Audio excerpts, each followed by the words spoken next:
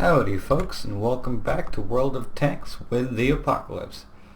Today we are going for a ride in one of my new favorites, the M103.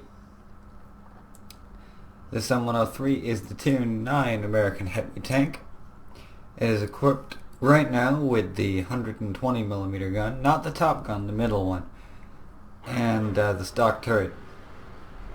This was actually the last game I played with the stock turret, so I am on lower health than a fully upgraded M103, and my cupola is slightly more visible.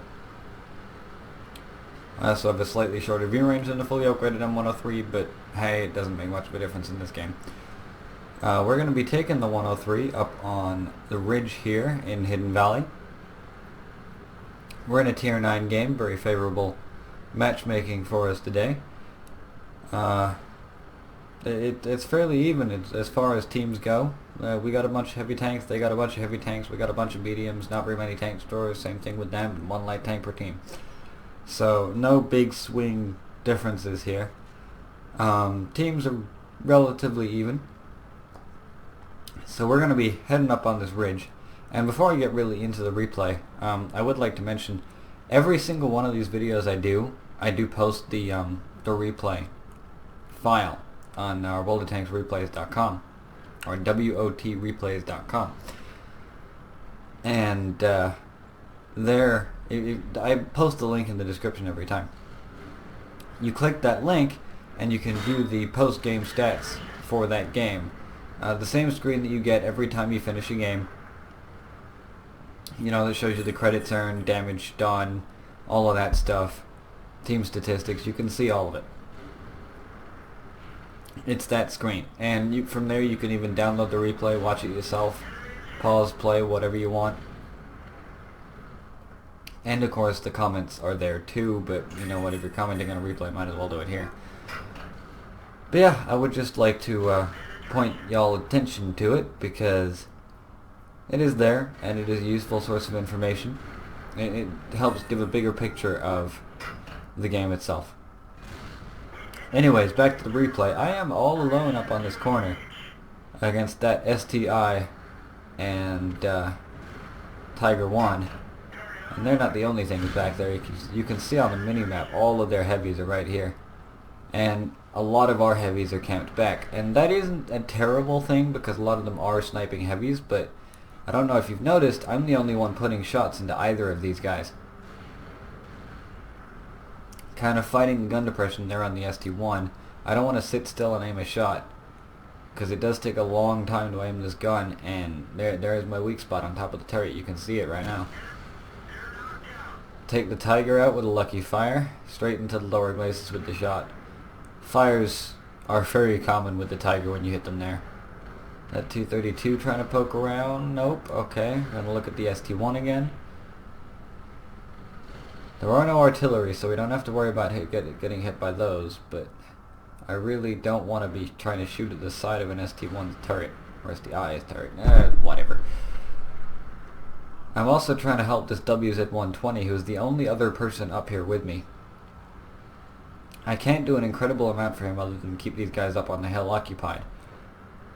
But we're going to do what we can for him here. He's fighting a KV-4 and a Tiger 2 down there.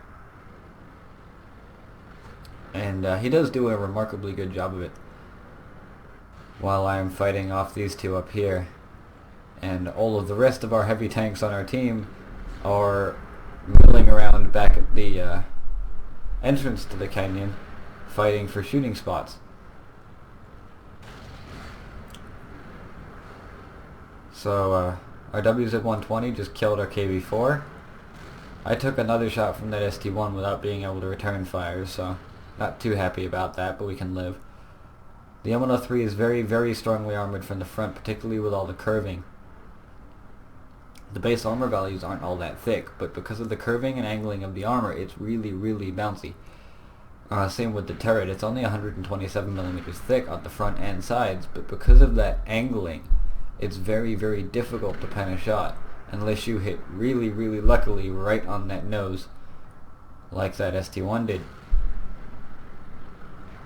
And it still has to go through 130-ish equivalent armor. So, you know, it's no small feat to get through the front of this turret. And it's harder to get through the hull. So, going against this ST-1, I have pulled out the heat ammo here because the SDI is very, very, very thickly armored in the front. But he's not going to give me any shots with him. I'm still checking for that Tiger 2. I don't want that WZ to die because otherwise my flank will be exposed, and the M103 side armor is legendarily bad, as well as its rear. Still checking behind me to see what those other tanks are doing. And you can see on the mini-map here, something that I haven't actually noticed in game yet.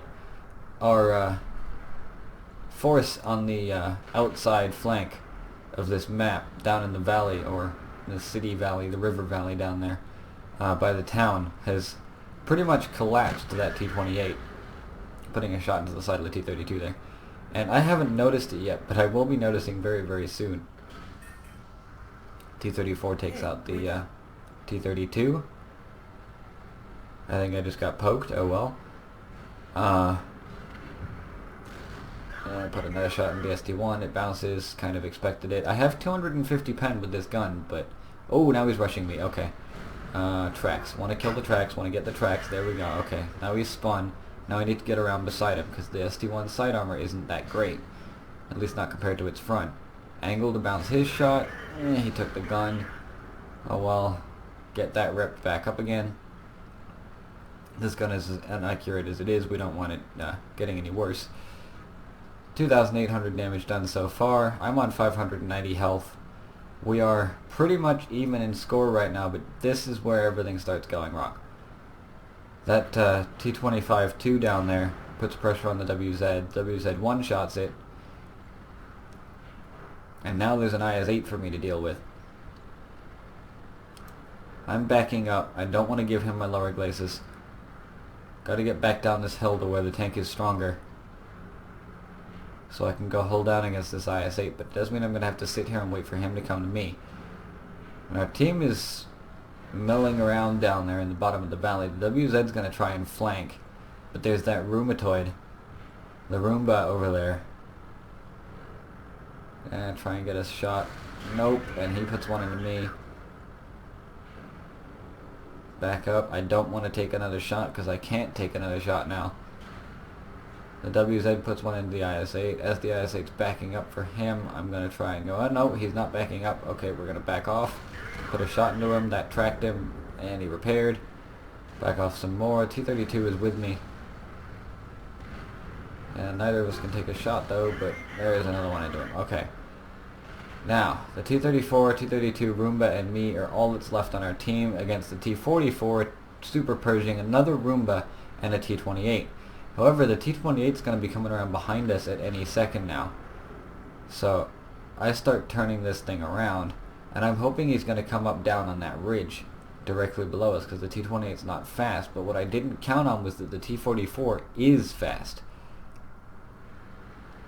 So while I'm sitting up here in a mostly hold down position for that ridge down there, I'm going to try and back up a little bit and go over here, get into a more advantageous position for that ridge, but I'm forgetting that they have faster tanks than a T-28 who can flank further, and I am not covered for that. And there he is, the T-44. Okay, angle, put a shot into him. I'll bounce the first shot.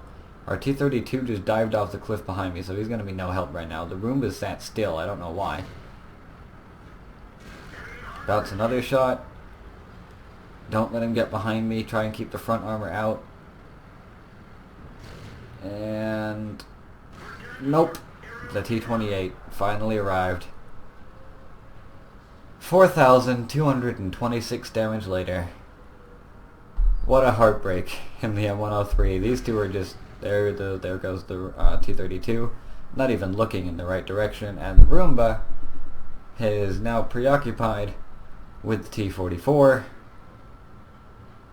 I'm a little frustrated in chat right now, as is some other members of my team. And rightfully so. The WZ-120 and I both did about 4,000 damage. The 5120 did put in a decent amount of work. He got about 2,000 damage, but he's not really pulling his weight for a tier 9. And the rest of our team did less than 1,000 damage, really.